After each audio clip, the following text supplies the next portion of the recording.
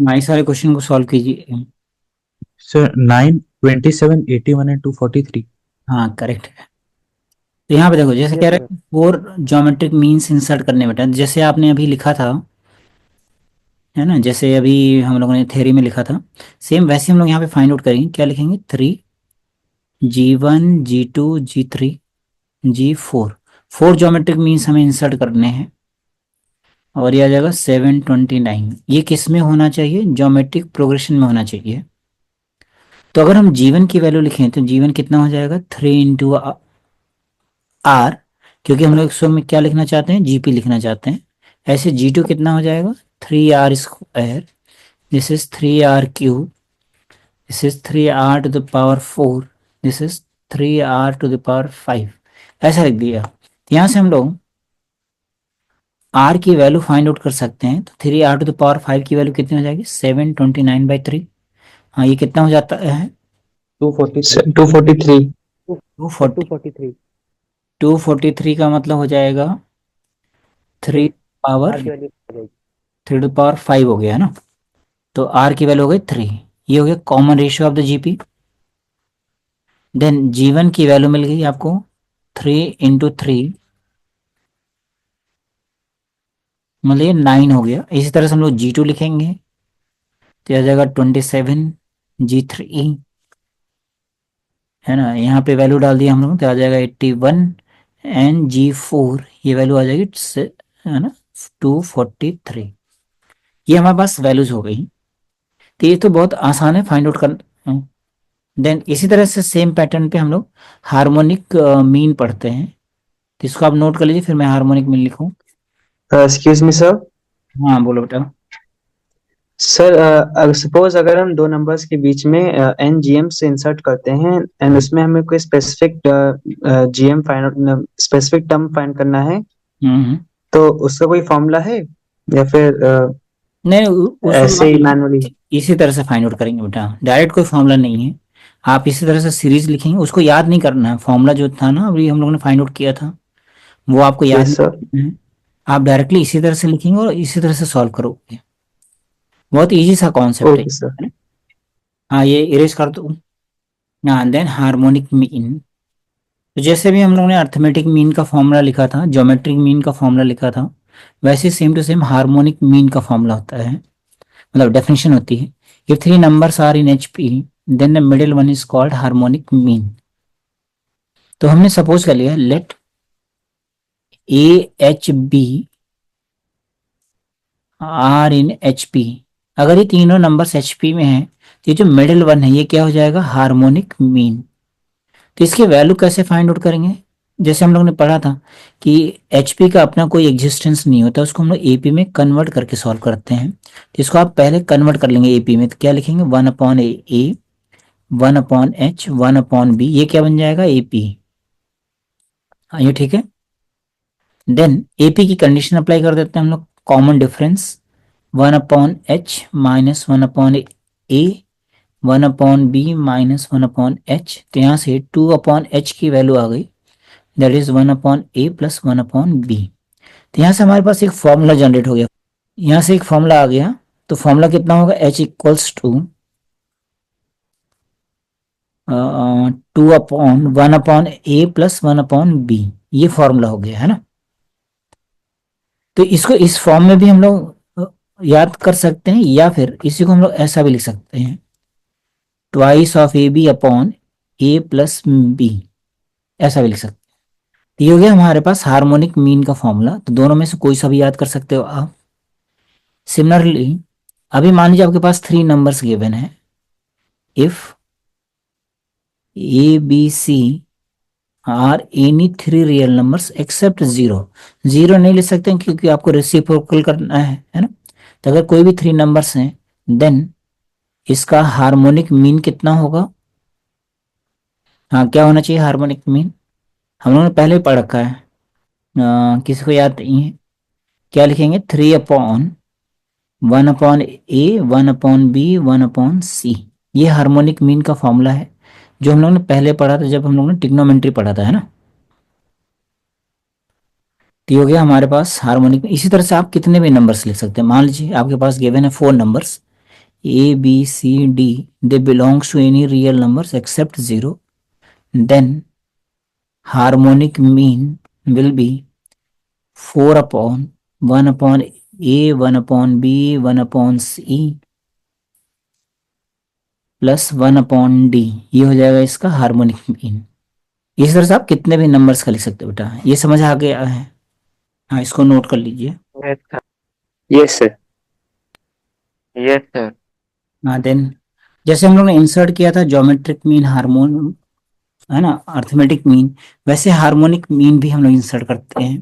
तो यहाँ पे ज्यादा डिटेल में अपने को जाने की जरूरत नहीं है, बस यहाँ पे मैं आपको पास डेफिनेशन लिख देता हूँ, है ना, उतने से आप समझ जाओगे। जैसे ये डेफिनेशन लिखा हुआ, देखिए डेफिनेशन सेम लिखी हुई है ना।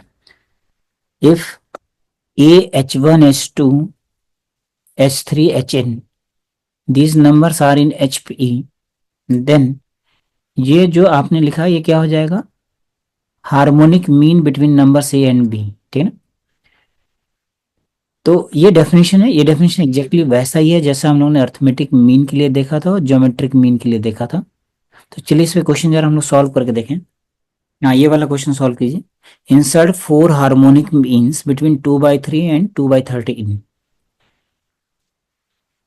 तो आप पहले क्या करोगे, आप इसी तरह इस डेफिनेशन को अप्लाई कर लोगे। 4 इंसर्ट करने हैं तो हम लोग H4 तक लिखेंगे, है ना। तो जैसे आपने बताया कि वो HP में हो गया, तो उसको सॉल्व करने के लिए क्या करेंगे, उल्टा करके हम लोग AP बना देंगे और उसके टर्म्स फाइंड आउट कर लेंगे। ये जो वैल्यूज है ये फाइंड आउट कर लेंगे, then we get harmonic means. जरा निकाल के बताइए। हाँ, चलिए। सर 5/2। 2/5 बेटा, उसको सर 2/5। हाँ हाँ सर, उल्टा हो गया था वो। 2/5 7, 2/7 और 2/9 2/11। 2/11, हाँ करेक्ट है बेटा। ये सही है। तो इसको हम लोग कैसे लिखेंगे, हम लोग इस तरह से लिख लेंगे 2/3। यहाँ पे लिखा आपने H1 H2 H3 H4, हमें कितने इंसर्ट करने हैं, 4 इंसर्ट करने हैं 2/13, है ना, ऐसा लिख दिया। अब इसको हम लोग, ये HP में होना चाहिए अकॉर्डिंग टू द डेफिनेशन, देखें ये HP में होना चाहिए। तो बस इतना ही यूज है इसका, है ना।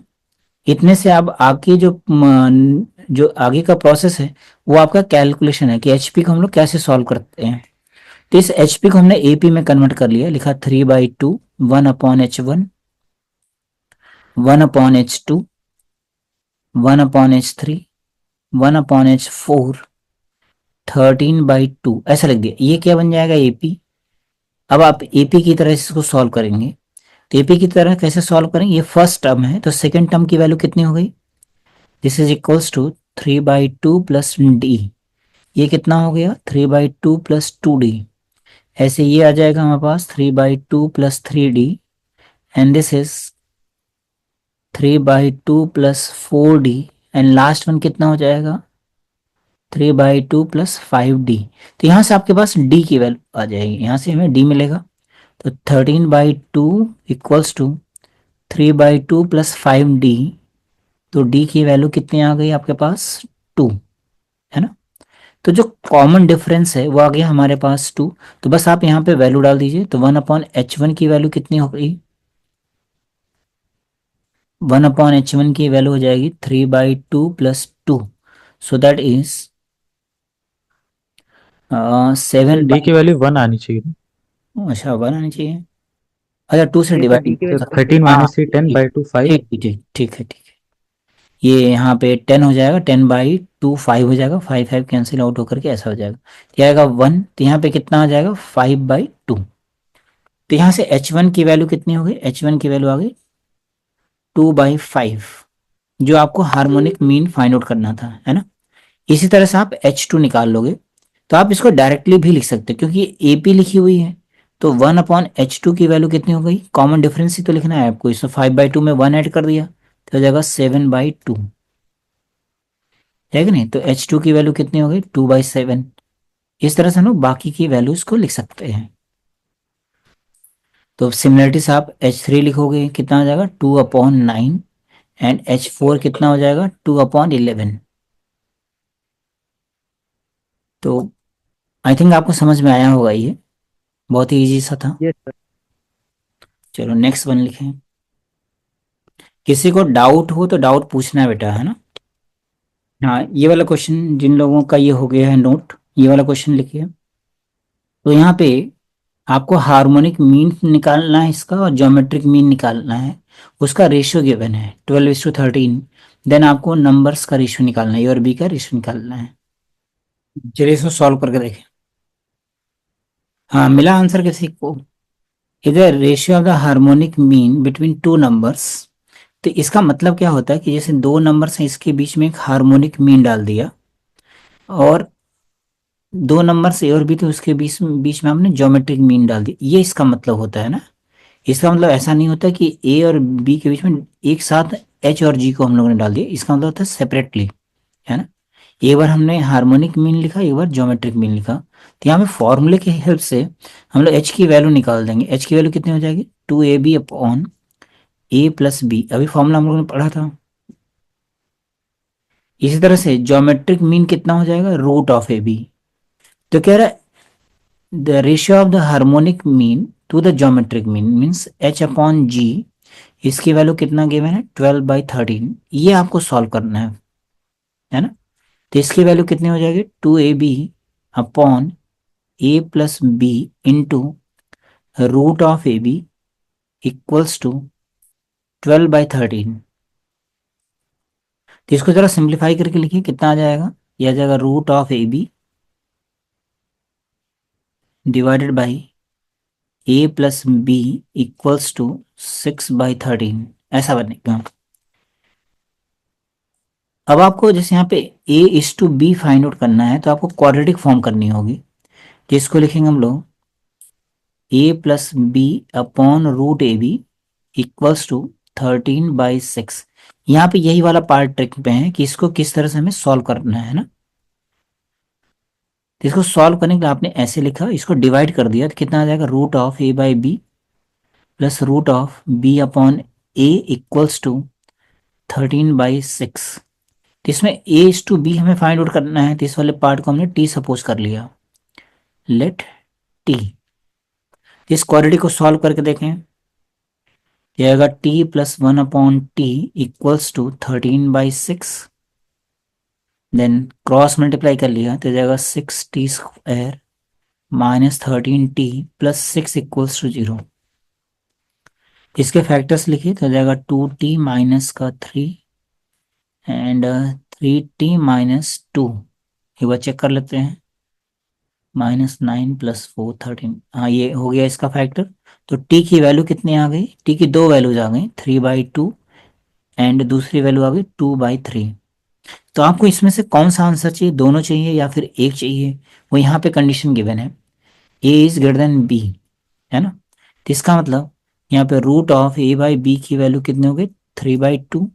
यहाँ पे root of a by B की वैल्यू कितनी हो गई? 2/3। तो ये वाला हमें नहीं चाहिए और ये वाला हमें चाहिए। तो आंसर कितना हो जाएगा?